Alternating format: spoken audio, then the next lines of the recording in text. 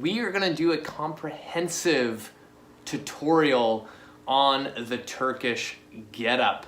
I wanted to showcase what we could achieve with the Turkish Getup step by step.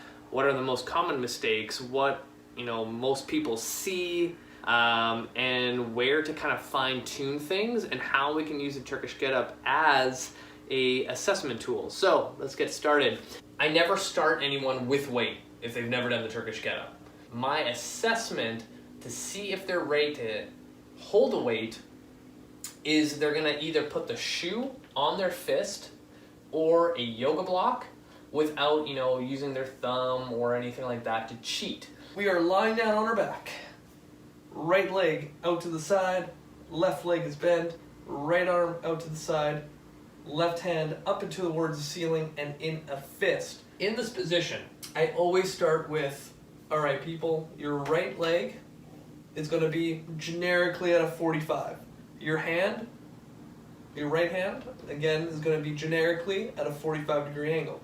The left hand into the fist. From this initial point, we're going to take a deep diaphragmatic breath in order to create enough intra-abdominal pressure to stabilize this entire section for us to roll over. If you do not know how to utilize a diaphragmatic breath, the Turkish Getup is not going to be your best choice of tools to train with, right? It all starts here. And I will tell you why in a second. So the first phase is going to go onto the elbow and onto the hand. So deep breath in, I hold it, and as I exhale is when I roll to the elbow. So you can already see that my chest is in line with my two shoulders, with my hand up in the fist and my other hand on the ground. From this position, I'm going to come up towards my right hand, and again my chest is up and my left hand is in a fist.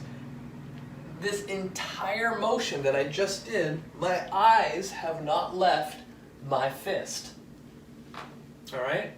The moment your eyes start to wander in different directions other than your fist that's holding your pretend kettlebell, if you were to have weight and I was looking over to my right, I don't know where my left arm is in time and space, so most likely the kettlebell is going to eventually peer over this way or this way. I'm going to lose joint centration of my shoulder, and worst case scenario, the bell falls on me or I hurt my shoulder. Where people screw up in this first phase is as they come across to the elbow, they don't have this flat chest, neutral chest with both shoulders in line. They kind of fall into their right shoulder. The right shoulder kind of falls into an anterior tilt. And now they have all this pressure in that front of the shoulder, and it's a bad habit to kind of fall into. The more they fall into this, the more the chest is going to cave, and now that bell is going to now kind of fall forward as well, and it's just going to fall apart. Now another thing with the shoulder, the moment I come up towards the hand, the same thing usually will happen, is that shoulder is going to collapse forward. So I always tell people, think of getting a centrated joint, or really simply chest up. The moment you go chest up, shoulder falls into place. And a lot of times this bit can be super awkward. People are like, I don't really know what I'm doing, and they do this weird thing that I'm doing. So that being said, this arm, I always start people with a 45-degree angle, the right hand on the ground, and it all depends on the person's anatomy. So obviously I don't get to work with people that are like me, where I have really good shoulders. We have to find kind of like a middle ground of where this arm, this right arm, is going to be placed. So say I have my client or person I'm working with go up to their elbow, it's all kind of all over the place, they can't find that position, they get onto the hand, it's even worse. Then I'm like, okay, let's restart and let's try having that right arm further out to like more of a 90-degree angle, and maybe that is where they're like, oh, that feels so much better, and now they can come up towards the hand. It's always about finding the angle that works best for you and your client. So this right arm, totally up to you where you want to put it. Now, the next thing, as I come up to the elbow, sometimes the issue is when they come up, no matter where they place that hand in the very beginning of the get up, it's still going to feel awkward. So sometimes on that elbow, I'll tell people to either take that right hand and swivel it out and then come up, and then they're like, oh, that made it a lot easier. Or they can, swivel it in and then come up, and they're like, oh, that's a lot better. So now you have another option based on someone's anatomy. You can rotate the elbow into the different positions, so then when you come up onto the hand, it's a different angle for the shoulder to be placed in. So the next thing I want to place an emphasis is this right leg. The biggest mistake or thing that I see with the get up is this leg popping up when someone's trying to come across. They do this thing, right? The moment they take that deep breath in, they exhale, they come to the elbow, the right leg pops up, and then they're here. What that tells me is that they did not do a proper diaphragmatic breath to utilize that stiffness, that stability, that tension to come across. So in this position, when I see that right leg pop up, sometimes as simple as like telling, hey, when you roll across to the get up, I want you to drive your heel into the ground as hard as possible. So when they come across with that added tension of their heel, now they kind of created this chain of tension in order to come up. That being said, you can also do that with another body part. If you remember correctly, you have your right leg straight out, adding that tension. Your right arm is also into the ground. So I always coach the hand being pushed into the ground at the same time as the heel. So now they have more tension driving in. From here, I'm sliding my hand in close to my torso/hip. The reason behind that is the next step is I'm going to push my hips up towards the ceiling into the high bridge, and from here my right leg goes underneath my entire body. This is phase 2. The way I would come back is the same way I came in. Sweep that leg out, slide my hand to where it was, back onto the elbow, and then back down.